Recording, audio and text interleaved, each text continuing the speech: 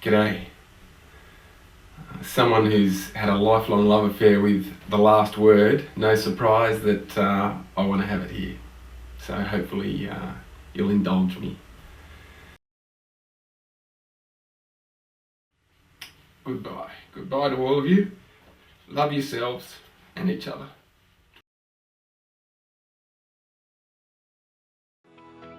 I got into advertising in 1996. Gav was the quintessential alpha male. And whenever he walked into the room, people knew the big man had arrived, and he couldn't have really been swinging much higher in terms of having the beautiful house, the beautiful life, success in every way, shape or form. I had 3 beautiful kids. I had a wonderful wife, and our marriage was the best it had been in 15 years of being together. And I should have been feeling on top of the world, and I felt empty, I felt black, and it really scared me. I started to worry that I might do what my father did, which was take his own life. Oh, where's that kiss? Gav was quite worried about the confusion that he had about why he was not feeling complete when the world tells him that he's got actually everything that he needs. I'd done some work with a self-improvement communications course, and he went and did it and got a lot out of it.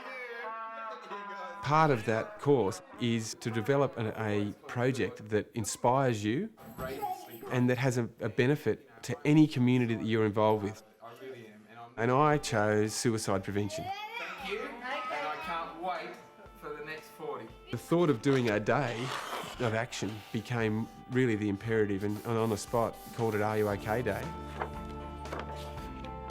Today is the day that I need to think about someone other than myself who might be struggling, and reach out and say, are you OK? I wanted to talk you through the progression of the logo. And when Gav took it on, there was no stopping him. It's almost double the road toll, and no one talks about it. You got News Limited on side, all the networks on side, some or other econ, Hugh Jackman, you name it. Everyone got into this Are You OK Day. I started to get these, what I thought were sports injuries. Finally, the pain got so bad, my doctor ordered a full body scan, and that full body scan turned up bone cancer. 16th of February 2010, and my world just collapsed. It was like getting hit by a truck, because the fear is intense because you don't know what it is. Go Turkey. In the background, while all this is going on, our 11-year-old son at the time, Gus, had been having some trouble with his eye. Nice one, Turkey Tom.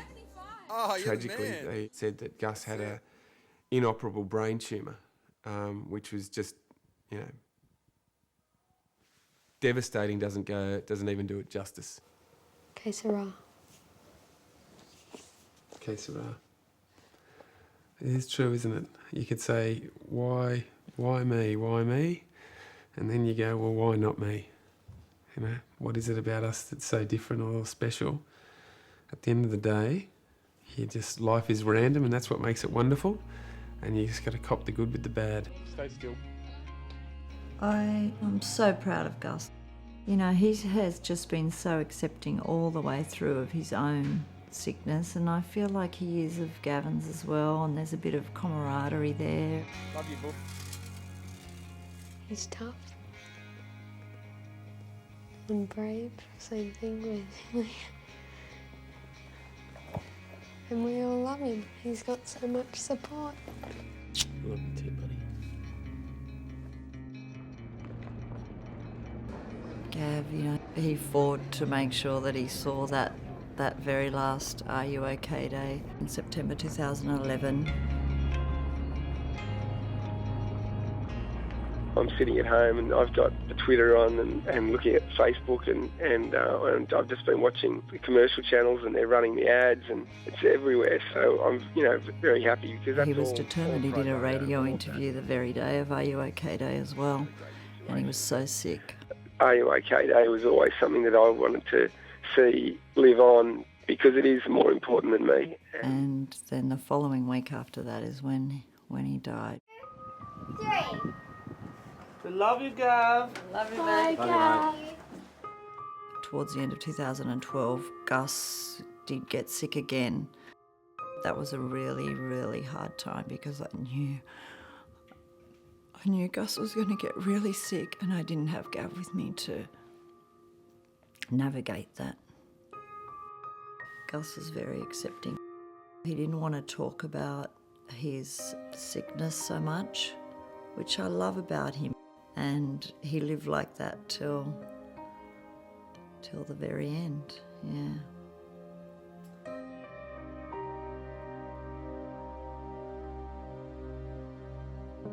We went on a holiday about a year after Gus died. I remember being so upset on that holiday because there was families all around us and it was so obvious to me that we'd gone from 5 to 4 to 3 in such a short amount of time. It was so, I remember it being so confronting. You guys remember a lot from when you were little. I liked the best how we chose photos when Gus and Dad weren't sick. Yes. I was very much like, why did it have to happen to us? But I think I just very much focused on the fact that it wasn't like they've left and that everything of them is gone. Like, there are so many other things that, like, in our life now are constant reminders of them. Dad was very brave. He was very strong-hearted. Looking very proper.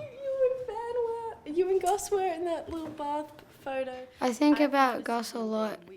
Like, every day I'd go into his bed and watch iPad and stuff.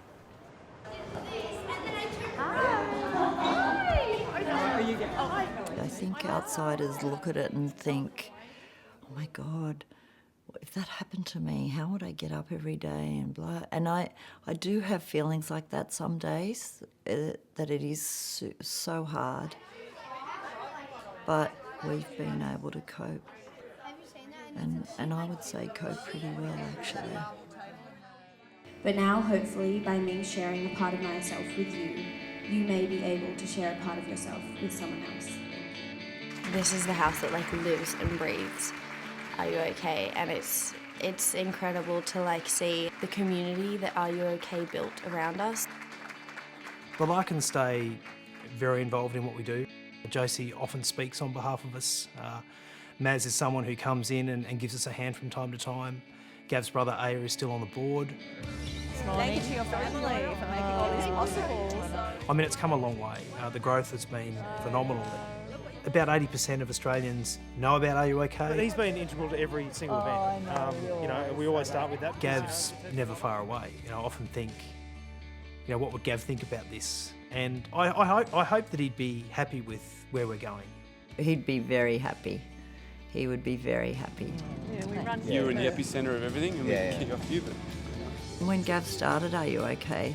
He had no idea what was down the track for us. So it's so strange to think that what he put in place was actually going to help his family when he died, and it has enormously.